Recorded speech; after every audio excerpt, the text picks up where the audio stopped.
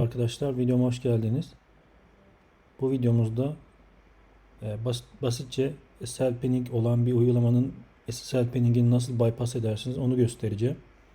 Bunun için birkaç tool kullanacağız. Bu tool'ları daha önceki videolarımda nasıl kurulduğunu göstermiştim. Sadece bahsedeyim hangi tool'lar olması gerektiğinden. Öncelikle biri de olması gerekiyor. Tabii Burp yüklü olması gerekiyor cihazınızda. Biri de olması gerekiyor.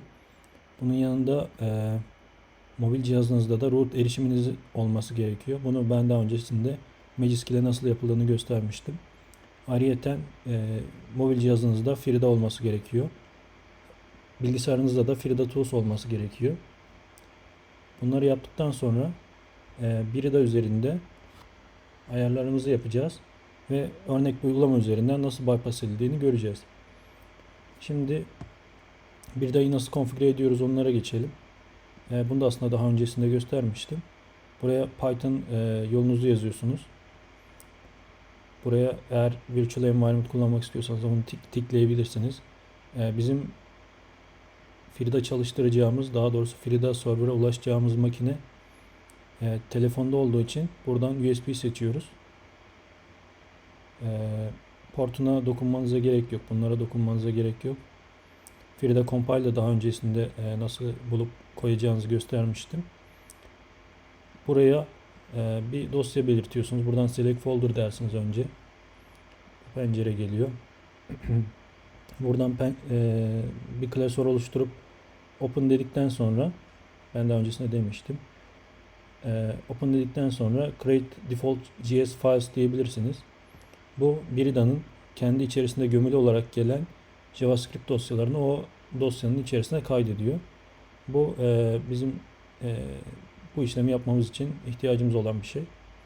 Bu arada söylemeyi unuttum. Pyro da makinenizde kurulu olması gerekiyor.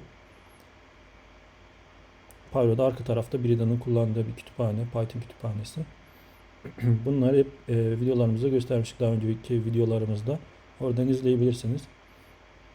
Bir hata alırsanız sebebini tahmin edebilirsiniz diye bunları söylüyorum. Şimdi işleme geçelim. Ben hangi uygulamayı göstereceğim size bugün? Şunu göstereceğim. Bu şöyle tam açayım. Görel görünsün. Bu OWASP'ın üzerinde deneme yapmak için kullanabileceğiniz bir uygulaması. Bir playground diyebiliriz. Bunu indiriyoruz. Ben daha öncesinde buraya indirmiştim. Burada görüyorsunuz. Şimdi bunu cihazın üzerine sürükleyip bırakıyorum ki yükleyeyim.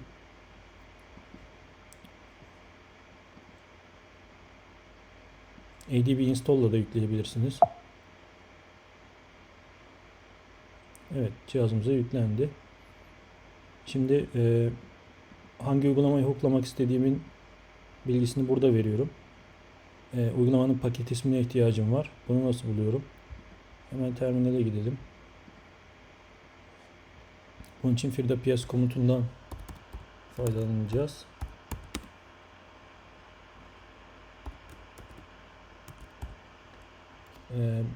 Şu USB'den takılı cihaza doğru bir istek yaptığınızı belirtiyor. -U yerine -D'de eğer birden fazla cihaz kullanıyorsanız kullanabilirsiniz ama şu an için gerek yok. Tıkladığımız zaman Enter'a burada cihazda yüklü paketleri görebiliyoruz. Şu bizim SSL Panning bypass yapmak istediğimiz paket. Bunun ismini kopyalıyorum. Buraya yapıştırıyorum. Ben daha önceden de yapıştırmıştım. Buraya yapıştırdım. Şimdi Start Server diyorum.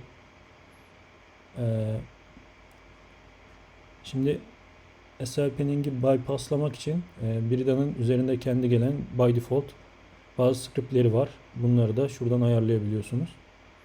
Hooks and Functions tabine geliyorsunuz. Burada iki farklı yöntem var SSL Panning bypass için. Biz şu üsttekini kullanacağız.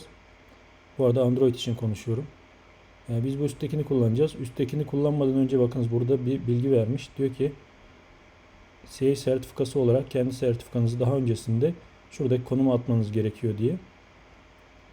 Biz man in the middle yapacağımız için bizim sertifikamızın güvenilir olarak tanımlanması gerekiyor. Bu hangi sertifikayı tanımlayacağımızı da güvenli olarak bu konuma atarak yapıyoruz aslında. Bizim buradaki sertifikamız tabii ki Burp'ün kendi sertifikası olacak. Onu da buradan Proxy tabine geliyoruz. Burp'ün Options diyoruz. Import Export diyoruz. Buradan Next diyoruz. Şimdilik herhangi bir isim vereyim.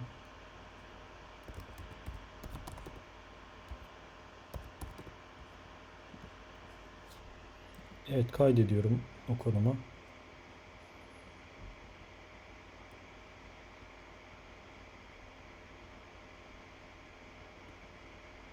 Şimdi kaydettikten sonra yine komut satırına geliyorum. Bu dosyayı cihaza atmamız gerekiyor. Burp sertifikasını. Hangi isimle atacağımızı yine şuradan bakalım tekrar. Yine sürükle bırak yapabilirsiniz ama download klasörünü attığı için bulamayacaktır. O yüzden ben ADB üzerinden atacağım.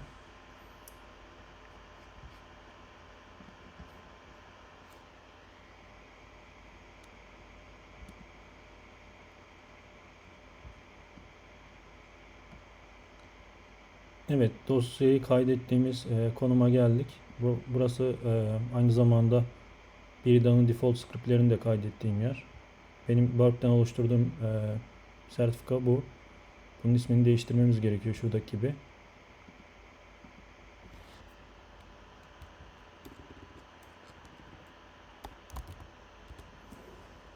Evet, bu şekilde kaydettikten sonra tekrar komut satırına geliyoruz. adb push diyoruz. Bunu sürükleyip bırakabilirsiniz konumu için, kolaylıkla yazmak için. Daha sonrasında data local tmp diyorsunuz ve enter'a basıyorsunuz. Şu an dosyamızı belirttiği konuma kaydettik. Kaydettikten sonra ne yapıyoruz? Buradan ilgili hook'u enable ediyoruz SSL Pinning Bypass için. Daha sonrası tekrar konfigürasyona gelebilirsiniz. Server'ı kapatayım ben tekrar. Start Server diyorum. Spam Application diyorum.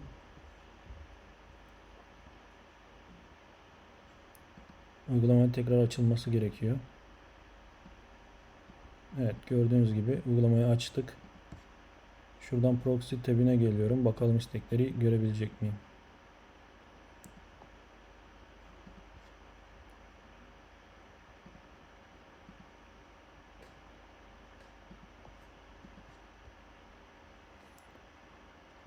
Bir yerde hata yaptık. Bakıyorum. SSL Pinning Bypass şu anda çalışıyor.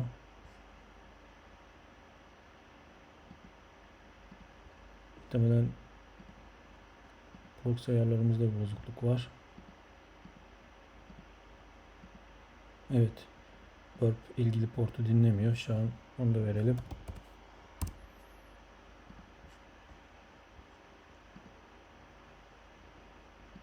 Evet, şu anda istekleri yakalayabiliyor olmamız gerekiyor. Tekrar basalım tetiklemek için. Gördüğünüz gibi cihazdan çıkan istekleri yakalayabildik. Bir de hooking'i kapatıp deneyelim.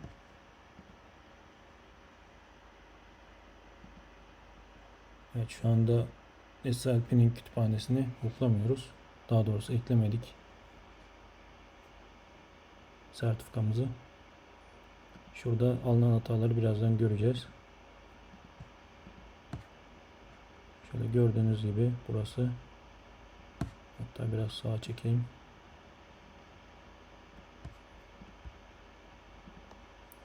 Uygulamayı bir kapatıp açayım. Bakalım takılıyor muyuz?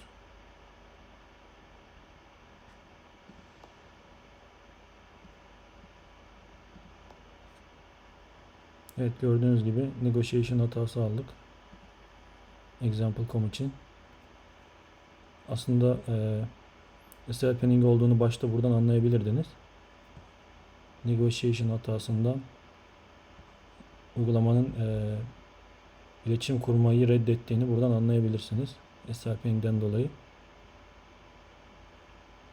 Daha sonrasında bu belirttiğimiz işlemi yaparak SSL pinning'i bypass edebilirsiniz. Tabii ki bu yöntem her uygulama için çalışmayacak. SQL Panning'in nasıl uygulandığına yönelik olarak bazı uygulamalarda çalışabilir ya da çalışmayabilir.